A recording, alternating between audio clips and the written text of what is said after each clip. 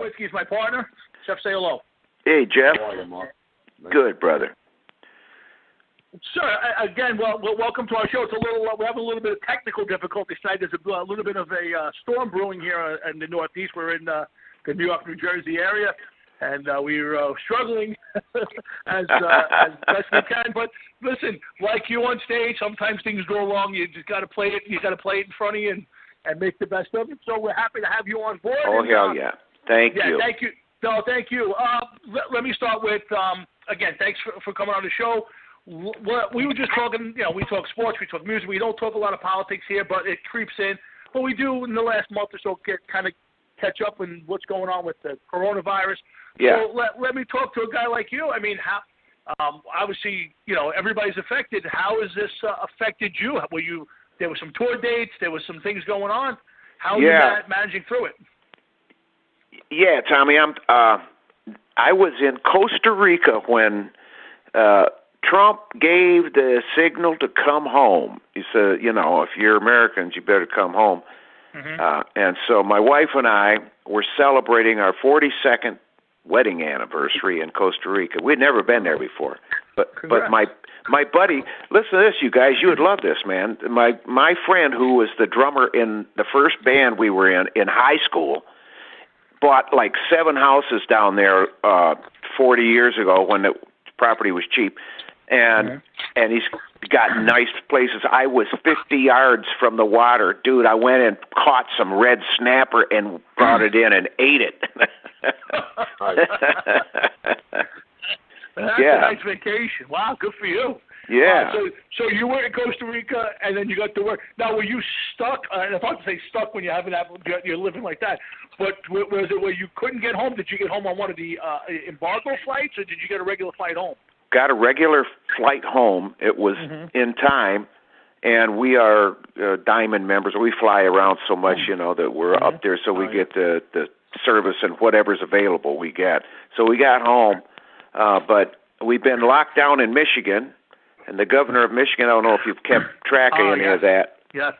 But Whitmer is, wow, a lot of people are not liking this lady at this time. And I feel sorry for her because there's a lot of crap coming, man, and it's all on her desk. It's going to all end up on her desk. And I really feel for her because, she's definitely made some blunderous mistakes, but the people, that want to go back to work and that are dying because they don't have any money coming in these small businesses, oh, my God, you can't believe it. I'm telling you, it's bad shape over here. Yeah, and not to get too much into politics, because I know we don't have you for too long, but in your opinion, I think they've overdone some things here in New York. We've been a little vocal, Jeff and I. Like I said, we don't usually let politics get into it, but it seems to be. Do you have issues with some of the things that the governor has put in place? It seems from here like she's overdone it to a certain extent. Yeah, and that's the general consensus here, guys, is that she definitely has overstepped her authority, and it's like, I don't know, people are saying, well, she's doing this because she's wanting to get the vice president nomination, and I don't know if that's her motive or, but that's the scuttlebutt. And it is not good. Oh, there are some radio stations that are not the corporate conglomerately owned stations. Some privately owned stations in northern Michigan that are coming out with coverage with field reporters who they enlist the citizenry for being field reporters and deliver credentials from Homeland Security authorizing you to be a field reporter at whatever site you're going to report on. It's gone, tooth and nail back and forth between the powers that be. But it just seems like, man, what is going on behind our backs? Why this is going on? This is occupying time. But during this time, what is it that the higher powers are scheming? And what is this giving them? I just don't know. I mean, I know Jeff's brought it up on the show a couple of times that he thought, that there are thoughts out there, not necessarily his thoughts, but there are thoughts that this is kind of a play by certain parts of the government to restrict our freedoms a little, start to restrict our freedoms a little bit more after this is over. And I have a hard time believing that, especially seeing what, how the people have reacted in your state alone. So, but I can't imagine it. But listen, in today's day and age, the stuff that we're finding out about now, nothing would surprise me. Nothing would surprise me. But there you go, Tommy. I'm with you there. Definitely. Yeah, I think but beyond that, now you're a musician. I know you maybe not playing as many dates as you usually play, right? But it's how are you doing it? Are you one of those guys that a lot of people doing live stream shows from their their home studios or their living rooms? Are you writing more? What are you doing to stay busy? Well, I am definitely writing more, boys. Of course, you get a lot more time afforded to do the things, like writing music. And when you get as busy as my wife and I have been for the last few years, life can eat your lunch. And but I have been busy writing music. I've got some songs that I've been wanting to record that I'm going to have the time now to record.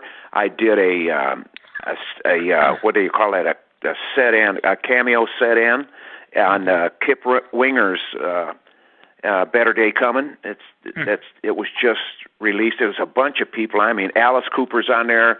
There's some guys from Warrant on there. There's a bunch of talent on Kip Winger's video, but the video has a great message. It's a better day coming. It's a positive, upbeat, and one of the guitar players you can see in the shot. It's got to be his daughter behind him. She looks to be about maybe 10 years old, maybe with some teeth missing and stuff, And she's chomping up and down. She got headphones on.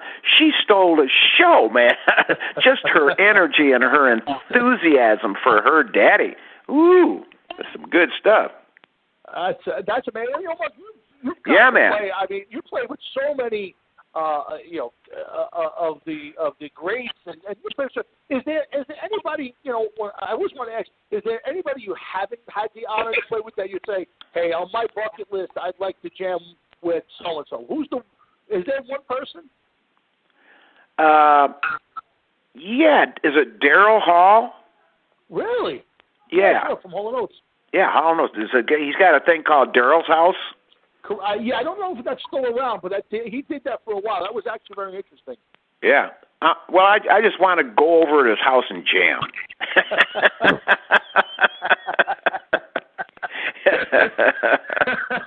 Okay, that's out of left field. I asked that question a couple of weeks ago to Carmine Appice, and he said Paul McCartney.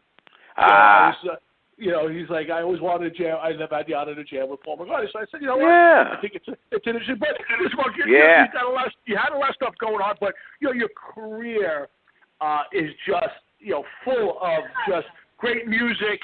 But I know you've talked about it a million times, but to me, one of the things that popped out for me and I didn't know this. I don't know how I didn't know it.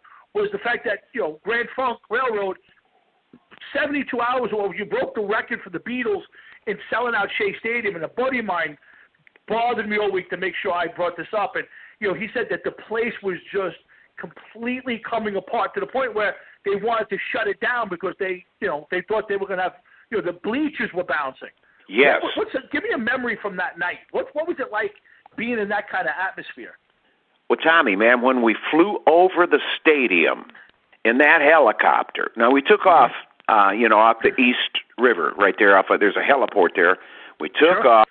We lift up. Everybody's anticipation is really high, and we fly over Shea. And Humble Pie is rocking their brains out. We can see Humble Pie on stage, right, which was at second base, and we could see what you were just describing, that why they wanted to shut it down. I could see from the helicopter, dude, this place was rocking. I mean, I was thinking, and I said, damn, you guys, they might break that place down. Look at it. I mean, it was incredible, the amount of movement that was going on. But that just led up to the excitement, and thank God that nothing happened, and our show went on. And as you could see by some of the footage that's available now out there, there was no stage monitors. We were singing to front of house stacks, and when it came to the refrain in "I'm Your Captain, I'm Getting Closer to My Home," the audience drowned out the PA. Wow. Yeah, it was awesome energy. Love. Man, I'm telling you, that was love concentrated in that place. Wow, and that's amazing. Yeah, it's living on, and I have been able to speak with a lot of brothers and sisters that have been, at my gigs. They come out and they say, I was at Shea, and they'll show me the ticket, dude. Every time somebody shows me a Shea ticket, the goosebumps pile up. Do you ever get tired? I mean, does that ever get tiring? I mean, hearing those stories or having somebody come up to you and say, "Hey, you were my idol, you were my influence." Does that ever get old? Nobody's ever told me that. Jeff certainly never tells me that. I'm curious if that ever gets old for you. No, brother. On the contrary, it's encouraging for me, and that's how I take it. And I think to myself that this person had to overcome some kind of little restrictive thing, their conscience was going, should I, shouldn't I, should I, shouldn't I? And they come out and they say, I think, people need to be expressive. We are all talented individuals. Mine just happens to be in music. There's talented plumbers, there's talented carpenters, there's talented florists, you name it. There's talent all over the place. But I thank God mine was in music, and because I am who my songs say I am, that's who the people come to see. Wow, and I set you up a little bit because I have a dear friend of the show, a guy who is one of Jeff and I's dear friends, and he's a huge fan. And I promised him that I'd get him on for a second with you, and because I think he wanted to say hello and just, one of those. Right on. I hope you don't mind. I'm going to bring no, on our dear friend. Jeff, yeah. Does he do this all the time or what, brother? Oh, God, yes. He could be a pain in the ass sometimes. He's right. Jeff and I go back 40 years, so if anybody knows about pain in the ass, it's Jeff. Right on. I could tell you guys were brothers, man. Yes, yeah, man. We are. And God bless you. I just put on our good friend, Al. Al, you there? Al Albanese? I'm here, brother. I'm here. All right, Al. Mark, my idol. I'll tell you, from the On Time album, made me want to play rock and roll. I spent hours and hours trying to figure out that solo on Are You Ready? All right. Well, thank you, Al. That is encouraging to hear, brother. God bless you. I tell you, we did a show where we did a set of just fun songs, and there were some friends there that were from the Rifle Association, and we played "Don't Let Them Take Your Gun." Yeah. And not too many people really knew that, so they fell in love with it. All right. There are some patriots left out here in the country. It's part of our Constitution, And Frank Zappa, God bless him, when we recorded all that music, there was, back then you could only put like 10 or 11 tracks on an album, and we had like 15 songs. So he said, which ones are we going to get rid of? And he says, what about this Don't Let Them Take Your Gun? And I just jumped right up. I said, that one is not going anyplace. I said, that one is going in the grooves, man. And he says, well, why are you so adamant about that? Because he was actually anti-gun until we had our recording session, and Frank came to Michigan, and I was telling him about the Second Amendment and how the wording is that is necessary for the freedom of state. So the citizenry has to be armed, or you don't have freedom. And he got it, man, big time. And he says, you know something? I have never shot a gun. I said, you want to shoot a gun? I'll let you shoot one of my guns. What do you want to shoot? He says, you got a Dirty Harry? I go, hell yeah, I got a Dirty Harry. And I go across the street to the farm. I grab my Smith & Wesson Model 29. It's a 44 Magnum, but I put 44 Special. And people know the difference. They'll understand. I didn't want him to be frightened from that 44 mag going off and him going, "Oh man, are you kidding me?" No, we put a 44 Special in there. He wanted to shoot a can. Because we were going to put a target up out for him. He says, "No." He said, "I just want to shoot a can. If I could shoot a can, man, I would be badass." And I said, "Okay, we'll put a can out there." So we put a beer can out on the hill, and I talked him into, how to shoot it and how he's got to let the hammer fall, let it be a surprise. It was a surprise, and he hit it dead nuts. I'm talking right in the center of that can, the first shot, and he was so excited about it. He said, "Did you guys see that?" And he comes swinging that gun around, and we're all ducking, going, "Doug, point that thing at the ground. Remember, point it at the ground." And that's like, oh, my God. And then Frank became a life member of the NRA. God rest his soul. He did understand what the necessity of that power was all about. And it's in that song. Yep, don't let them take your Bill of Rights away from you. Again, we were talking with Mark Farner and Jeff and I and our good friend Al Albanese from 8 Days Production. I want to tell you two things about Al. One, he never did learn that solo, Mark, so maybe you want to put it on write some music down from his send it to him, because he still hasn't learned that solo right. Do a little video thing, eh? Yeah, there you go. And the second thing is, Al actually runs a little production company called 8 Days Production, and he has some time on local cable. He's the only guy brave enough to put Jeff and my face on TV. So he was the only guy brave enough to put us on his TV show, so I had to get him on to say hello. So, God bless him, yeah. Al, you're a good man. Thank you, brother. Yeah, man. Yeah, you guys stick together. I'm going to put you back on hold, Al, okay? You got it, brother. Thanks, Al. So that's Al Albanese. So again, we're Mark Farner. Mark Farner's All-American Man is probably sitting around. Of course, you know Mark, formerly of Grand Funk Railroad, but we're talking with him, Jeff and I, for a few minutes. I want to talk to you about influences and all that. And there was an interesting story I picked up in my research, and it was the time you got to play with Jimi Hendrix on Randall's Island, which I'm guessing it's a Randall's Island here in New York City. Oh, yes.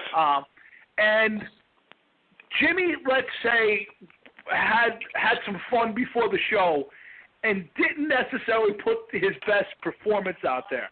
And my point to that is watching you and how much energy you have when you get out there with a guy who is your influence, your hero, and he doesn't give the audience his everything, and he goes out there and it's not quite himself.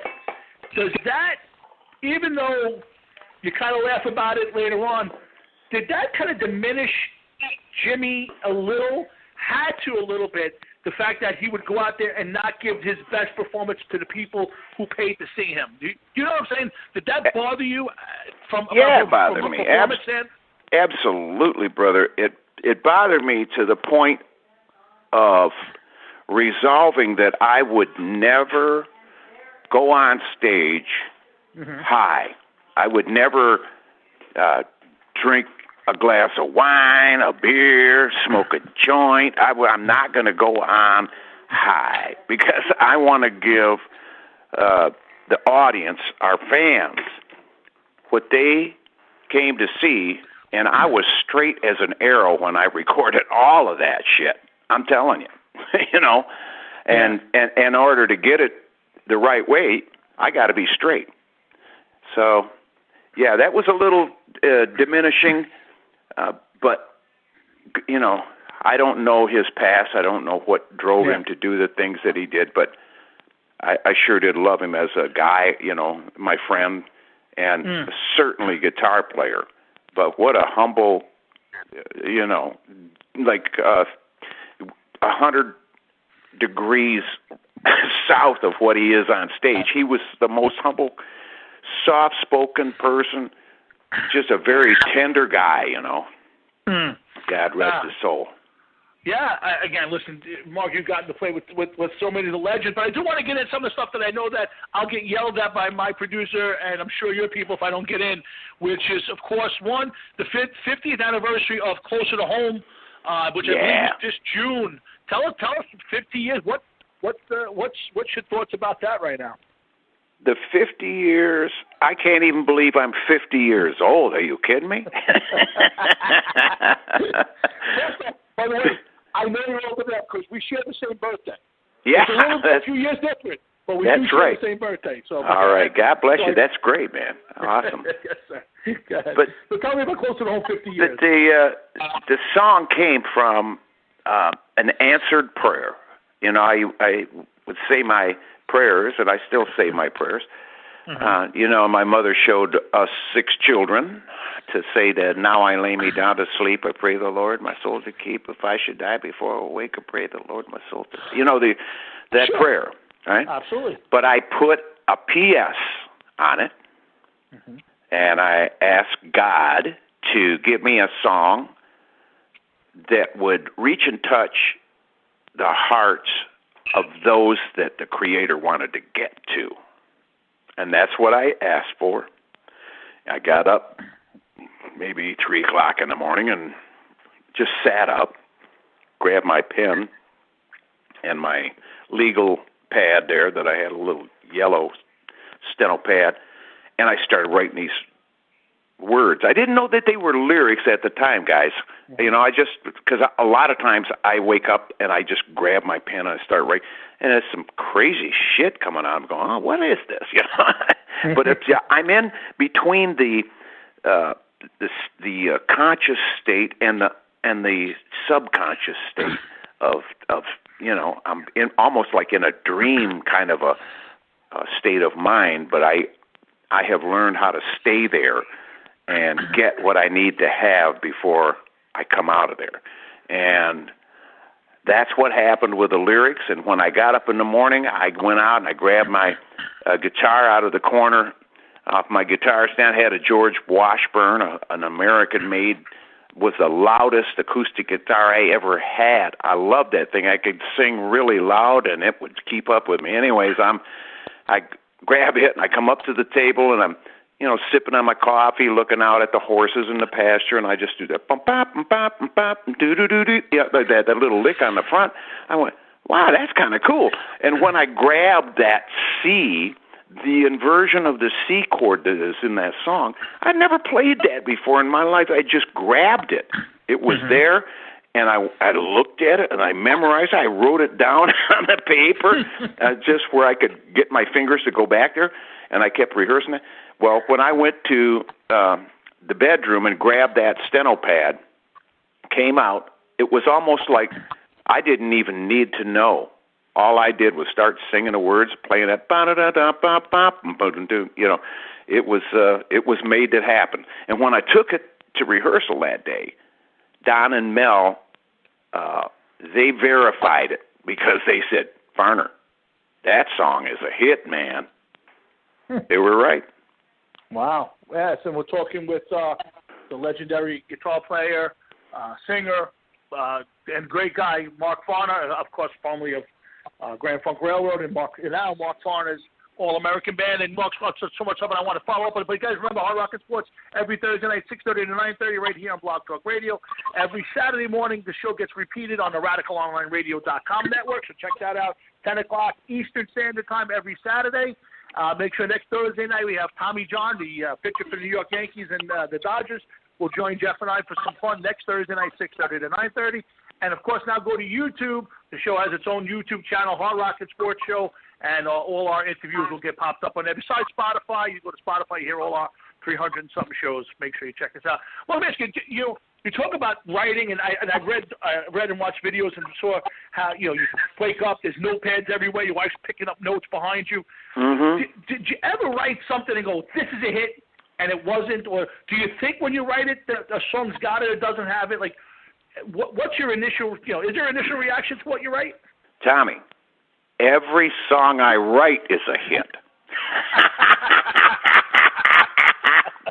Okay, fair enough. I can't argue that point.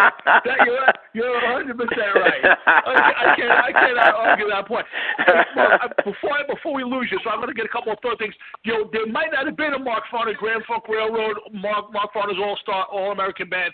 Had you not it's Mark Farner's American Band, brother. Mark Farner's American, not the All-American. Mark Farner's American Band, the Rock Patriot. Yeah, man. I got it. I want to bring up that same point when I'm done. Thank you for clearing that up. Thank you. I apologize. Thank you.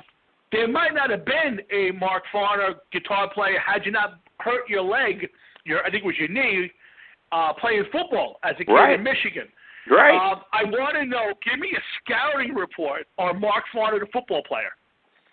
Mark Farner, number 66, was in on the tackle 90% of the time. I was defensive linebacker over center, and they called me the roving reporter because I seemed to show up wherever that ball was at, and I loved playing defense. I love playing center linebacker and taking people down. That was it, man. That was my job. Do you still follow the game at all? Do you still, living in Michigan, do you follow Wolverine football? Do you follow much football out there? Yeah, man. The Lions are my team. I don't care. This is my state. Michigan is my state. The Tigers, the Pistons, Red Wings, the Lions, they're all my boys. These are my boys. I have to tell you, my friend Jeff, who's been a little silent during this, but he hates Matt Patricia and the Lions, right, Jeff? He can't stand Matt Patricia and the Lions. I don't know why. It's not that I actually like the Lions, and I don't mind Matt Patricia. I just think that he's a horrible coach. I don't think that he's going to bring that team to the next level. I think they need to get rid of him. Well, there's a lot of observation going like this, and a lot of comments in the same direction, but who's going to jump up and take over? We don't know. Who's going to come to rescue? You're going to find out after this season. If that gotcha. Yeah, man. If he's under 500, they're going to let him go. That's right, Jeff. I agree with Jeff. I think there's a make or break here for Matt Patricia and the Lions. I want to get a little sports in with you. I try to get that in on every show whenever the guest has a background. I also want to talk about your new CD. It's From Chile with Love. Give me a little something on that CD. We did it in 2017. We were in Santiago, and it was sold out. The Teatro Caupolicán was sold out, and the people were rocking, and wow, they caught it on tape. We had I think there was like a 7-camera shoot there, and it's a beautiful thing because it really depicts how South Americans love American rock and roll. Oh yes, they love it, and it's like And Kip Winger was one of the guys that told me, he said, man, you need to be in South America. He said, I go down there, man, and I'm killing it. He says, you would just tear it up. And when I started touring and going down to South America, I got back a hold of Kip, and I said, man, you are right. These people they are lovers of rock and roll. They are like so emotionally involved with the words and with what the music is bringing them to the peak of. It's how it used to be, like back in the 60s, boys, here. It's like that now in South America. Oh yeah, it's a rabbit. There's no problem with language. The music transcends, and it's amazing that audience down there. Now, I'm curious on this. There's a lot of different ideas on people have on live recordings. There's I like to use Kiss and Van Halen. Kiss in the 70s had Kiss Alive, Alive 2, which were live albums. I'm using the air quotes. That were really studio albums. Basically they recorded a bunch of shows, took it back there, and cleaned it up to the point where it was basically Yeah. And there's the Van Halen. Van Halen a couple of years back came out with a live album that was live. I mean, every fart, whistle, and burp was there. And I loved it. I loved it because that's what you see when you show up to see the band. Yeah, man. Where do you fall? Where do you fall? I mean, when you do a live album, is it live or do we get a little cleanup on the back end of it? How do you no feel kidding. No kidding. Yeah, man. Well, we do anything that we did as far as, when we came out with Grand Funk Live, that was just the more audience than there was band at time on those groups, But Terry Knight mixed that stuff, and it was what sold it. It was the excitement. It was the enthusiasm and the emotion, because, and especially, being the front man in a three-piece group, man, you got to understand, when that focus is on you, you feel it. It's like, oh, shit. What is this? It is a supernatural feeling. It comes from within you, that this appreciation that some other people, a lot of other people, are liking what you're saying, are cottoning up to, and are accepting your words. I mean, there's some big stuff in here. Big. Yeah, and Mark, here's the thing, and that's why when I brought up the Jimi Hendrix story, and there's a lot of the bands, and I'm not going to bring them up, that have the reputation of going out on stage and not necessarily the greatest shape in the world. But to me, when you bring up a story like that, and you can hear the excitement in your voice, to me, that's got to be the greatest drug in the world. Walking out on that stage and having tens of thousands, of people screaming and yelling your name. What more high do you need? To me, again, I'm not a guy who's ever done a drug in his life, so I don't understand it. But to me, that should be all you need as a performer like yourself. Bingo, bingo! You hit it, nail on the head. Yeah, there's so much. Just for the appreciation that was shown. I mean, when we played Atlanta Pop Festival, 1969, there was 185,000 people there. Yeah.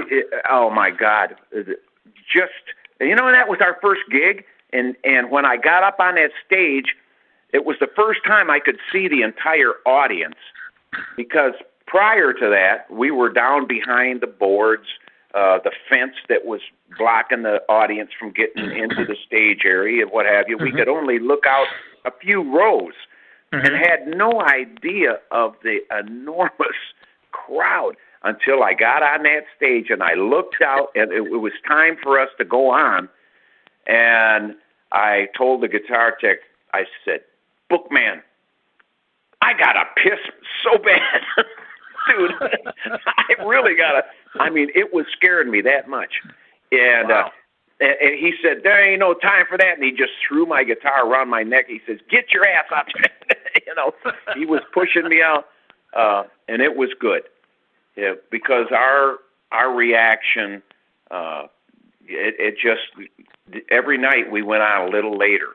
And the people loved us, and we didn't have any kind of record deal. We didn't have a record out. We never had any kind of acclaim other than the lawyers, New York City boys, Kushnick and Beldock, did the legal work for that Atlanta, Georgia Pop Festival, and they were our attorneys. So they worked out a deal where they could get us to open up that whole show and play for free, and they would take a reduction in their fee for the legal work. So wow. Yeah, man. Wow, you hear that every day. Again, guys, we're almost wrapped up here with Mark Farner, and I want to talk about Mark Farner's American band. Yeah. And I know I got to see a clip of something I hadn't seen before, which is you on the Mike Huckabee show. Yeah. And you told, and it came up, and I know you're an American patriot. We've talked about, you brought the Constitution a bunch of times, but your history and your family history was extremely interesting to me, because it's not something that shows up that I saw on your Wikipedia and that, and that the fact that I believe in it, and please correct me if I got my info wrong. Your dad was a 4-time Bronze Star recipient, and your mom was the first welder or first woman to weld on a Sherman tank. Yes, she was the first female to weld on Sherman tanks at Fisher Body in Flint, Michigan. And her husband, my old man, made it through 4 major battles And that is a miracle in itself, Tommy, because a lot of those guys didn't even get to see a second one, brother. Wow, that's an amazing story all to itself. And no wonder you have the love of this country that you do, and I can see where it comes from. That's just the upbringing, and that's amazing for their service to our country. And it's something I wanted to get into the show tonight. To me, it's very important, that kind of thing. So, thank you. No, listen, thank you. Mark, I'm not going to keep you much longer. I want to say thank you from both Jeff and myself and our whole team for some time tonight. I mean, I can keep you on the phone for 2 hours, but I won't do that. I won't do that to you. I appreciate you giving us the time you did. I mean that. It's an honor to have you on our show. Thank you, Tommy. I appreciate that. I appreciate Jeff. And Al is still on hold, brother, so don't leave him hanging. He's there. God bless you guys, man. Thank you for being real. Thank you for doing what you do. And the Hard Rock and Sports Radio Show. Are you kidding me? Hey, I appreciate Knock them alive. Do me a favor. Can you do a radio ID for us? I ask all the guests, can you give us hey, this is Mark Farner. You listen to Jeff and Tom on Hard Rock and Sports. Can you give me one of those? Yeah. Whenever you're ready, go for it. Hi, this is Mark Farner, and you're listening to Jeff and Tom on the Hard Rock and Sports Radio Show. Outstanding. Hey, Mark, is there anything planned? You're the best. Thank you so much for that. Is there anything planned at this moment for you once this coronavirus? You guys already in talks about anything? Is anything coming up that we can start looking forward to? We're going to do some dates. There are people that are going to play dates that were already booked, but they just pushed them back. They just believe that we can push it back in a year, like 3 months, and take it up, and so there's going to be some of that, and you could check it out on markfarner.com. In our tour, what has happened is, everybody, there's a lot of them that were just getting going in some of these smaller theaters that just couldn't take this kind of shutdown. So they're not going to reopen. And I hate that about what happened. Oh, yeah. But I do love that there are those that are hanging with it, and they know that we need to talk to each other. The radio, as far as lamestream, is bought and paid for, and most people know enough not to even listen to it or watch that crap on TV. But we have to stay together, and it's done with our live concerts because the love is undeniable and the songs are undeniable, and what we're talking is being patriotic, and what we're talking is being the constitutional citizens of this United States and stepping up and doing our part. Well, amen to that. Let's hope we all do our part and get rid of this virus as quick as possible and try to get back to whatever normal is for us and our families. And, Mark, I want to say thank you again. I appreciate it. We wish you good luck. God bless you and your family. And please, we'd love to have you back down the road when you're out ready to go do some promote some things. We'd love to be able to get you back on with us and talk a little more. Maybe between football season, we'll talk some sports. Sounds good, Tommy. Thank you, guys. Appreciate it. Thank you. That's Mark Farner. And make sure you check him out. And Mark, good luck. Thank you so much, sir. Thank you. Thank you, Jeff. Thank you, man. Nice talking to you.